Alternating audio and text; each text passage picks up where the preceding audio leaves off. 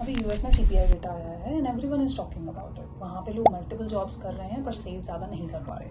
इधर मोदी जी बोल रहे हैं गोल्ड मत खरीदो, बाहर घूमने मत जाओ। तो इन सब में कनेक्शन क्या है और इन सब से हमारे लाइफ के ऊपर क्या इम्पैक्ट होगा? आप इस वीडियो को एंड तक देखोगे तो आपको समझ में आ जाएगा।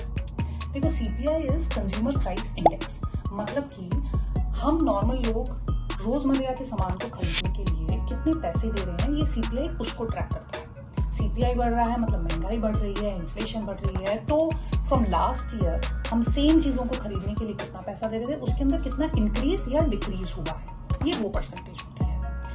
अप्रैल का सीपीआई डेटा अमेरिका ने इशू किया है और उसके हिसाब से inflation in America is 3.8% annually. इसको एक मिनट आप सिंक इन होने दो। अमेरिका की इकोनॉमी ऑलरेडी मैच्योर है, it is a developed economy और वहां पे ये बहुत हाई रेट ऑफ इन्फ्लेशन है। अमेरिका में 3.6 was what they were expecting, अभी वो ऑलरेडी बढ़ के 3.8 हो गया है।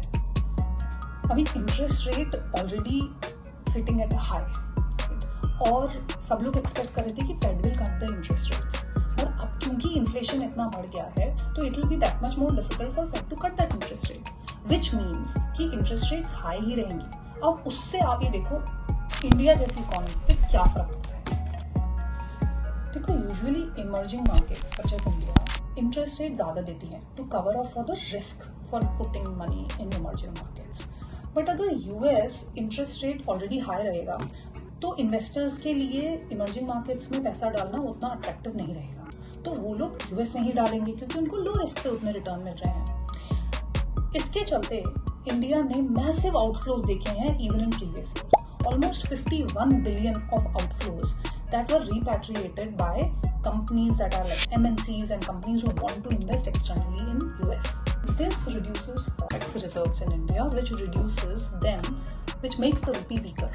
अभी जनवरी 2026 तक हमारे रुपी की वैल्यू was 90 per dollar और अभी it has crossed 95 per dollar।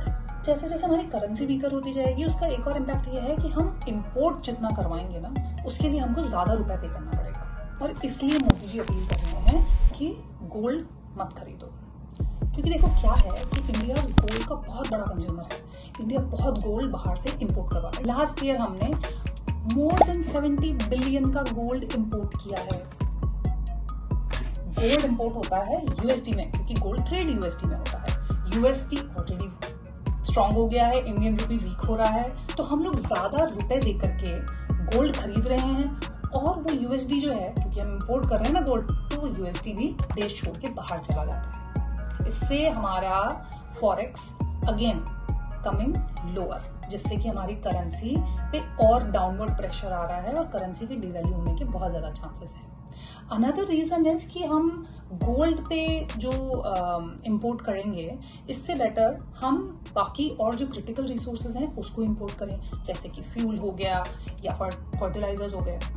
ये बात आ गई है फ्यूल की, तो हम यूएस वॉर की बात कैसे नहीं करेंगे। यूएस वॉर के चलते ही तो ऑयल ऑलरेडी इतना महंगा हो रखा है, जहाँ पे स्टार्टिंग ऑफ द ईयर में इट वाज अराउंड $70 पर बैरल, अभी वो इट हैज क्रॉस्ड $100, 110 के आसपास वो ट्रेड कर रहा है।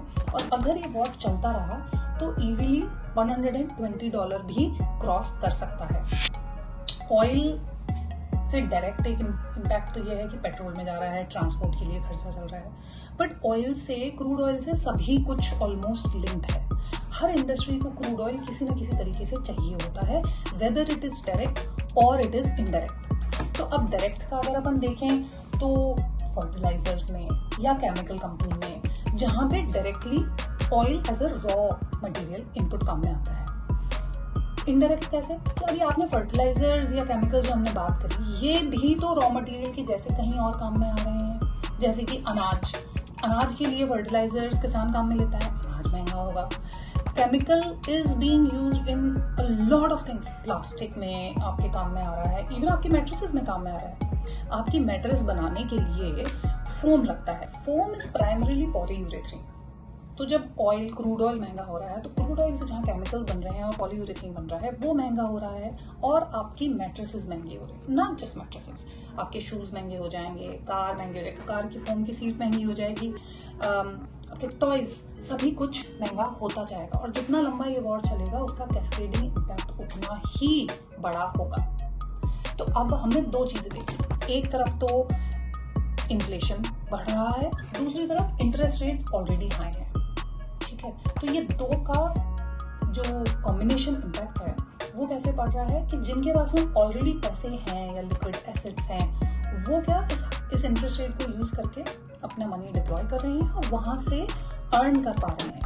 जैसे स्टॉक मार्केट में लगा दिया या बॉन्ड में लगा दिया या एफडीज में लगा दिया, तो उनके पास में इनकम आ रही है और उनकी इनकम से इकोनॉमी सस्टेन कर पा रही है और ग्रो कर रही है। मगर जो लोग पेचेक टू पेचेक रह रहे हैं, जिन्होंने अपना इमरजेंसी फंड नहीं बनाया या जिन्होंने उतनी सेविंग्स और इन्वेस्टमेंट पहले से नहीं कर रखी हैं, उनके पास में बेसिक खर्चा करने मात्र भर के पैसे हैं।